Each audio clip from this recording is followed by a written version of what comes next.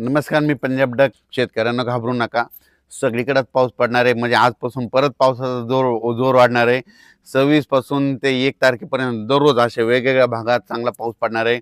आज देखील पूर्व विदर्भ, पश्चिम विदर्भ, मराठवाडा, उत्तर महाराष्ट्र, कोकणपट्टी, खानदेश, घाटमाता, त्याच्यानंतर पश्चिम महाराष्ट्रामध्ये सगळीकडं वेगवेगळ्या भागात असा दुपारनंतर बऱ्याच ठिकाणी पाऊस देखील सुरुवात होणार आहे.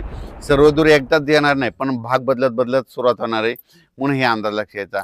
असाच पाऊस काय होणार आहे, म्हणजे 26, 27, 30, 31, 30 तारखेपर्यंत चांगला वेगवेगळ्या भागात पडणार आहे. म्हणून हा अंदाज लक्षात घ्यायचा.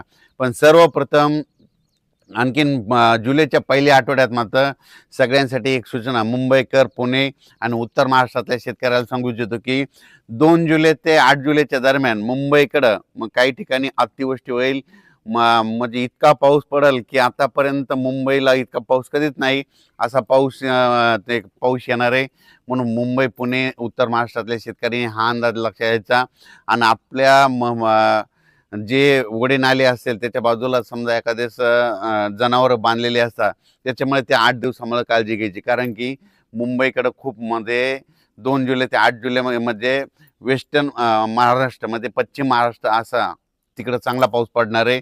म्हणून हे अंदाज लक्षात घ्यायचा. त्याच्यानंतर मराठवाड्याकडं बीड जिल्हा, लातूर जिल्हा, परभणी जिल्हा, जालना जिल्हा, संभाजीनगर, नांदेड जिल्हा, हिंगोली जिल्हा आजपासून म्हणजे आज 26 ते 30च्या दरम्यान चांगला पाऊस पडणार आहे. पण जुलैच्या पहिल्या आठवड्यात देखील चांगला पाऊस पडणार आहे.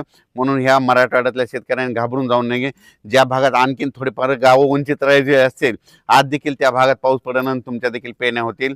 म्हणून हे देखील सर्व शेतकऱ्यांना लक्षात घ्यायचं. विदर्भ, पूर्व विदर्भ आणि पश्चिम विदर्भ, पूर्व आणि पश्चिम विदर्भामध्ये आज देखील वेगवेगळ्या भागात चांगला पाऊस पडणार. कुठं उडे नाले वाहतील, कुठं रिमझिम पडेल, कुठं पेंडवलता पडेल, पण पाऊस पडणार आणि सगळ्या शेतकऱ्याला जीवदान ठरणार आहे. हे म्हणजे 30 जूनपर्यंत असाच विदर्भात 6, 5, 11 जिल्ह्यामध्ये दररोज वेगवेगळ्या भागात पाऊस पडणार आहे. सगळीकडे एकदम पडणार नाही. आज ह्या जिल्ह्यात, उद्या त्या जिल्ह्यात, आज या गावात, उद्या त्या गावात, असं करत करत 30 तारखेपर्यंत, 30 जूनपर्यंत विदर्भाच्या 11 जिल्ह्यात पाऊस पडणार आहे आणि त्यांची देखील पेरणी लागणार आहे. पण विदर्भातल्या शेतकऱ्याला सांगू इच्छितो की जुलैच्या पहिल्या आठवड्यात मात्र तुमच्याकडे चांगला पाऊस पडणार आहे, धो पडणार आहे. म्हणून हे अंदाज लक्षात येतात.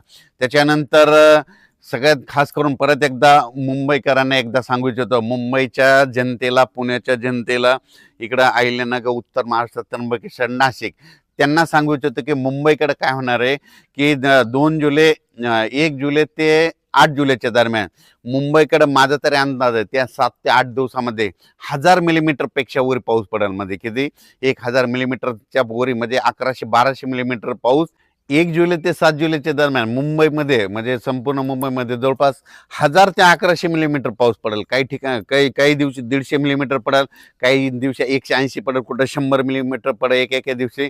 असं करत 7 दिवसामध्ये इतका पाऊस पडणार आहे. म्हणून मुंबईकरांनी म्हणजे त्या 8 दिवसामध्ये सतर्क राहावे, माझी ही विनंती आहे.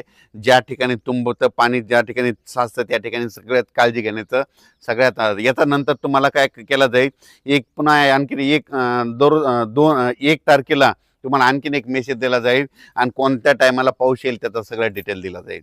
पण राज्यात मात्र पहिल्यापासूनच मी म्हणतो, जूनमध्ये पाऊस कमी पडणार, जुलैला जास्त पडणार, ऑगस्टला 2 पाऊस मोठे राहतील आणि सप्टेंबर, ऑक्टोबर परतीचा पाऊस धुमाकूळ घालील. म्हणून हे अंदाज लक्षात. राज्यात सगळ्या शेतकऱ्याला सांगू इच्छितो, जमिनीमध्ये ईदभर ओल झाली की तुम्ही तुमचं पेरणी कधी करू शकता. आमच्याकडे इतका पाऊस आहे, 3 दिवस झाला आम्ही दररोज येतो, पण वापसाच होत नाही. त्याच्यामुळे आमच्या पेरणी थांबलेली आहे.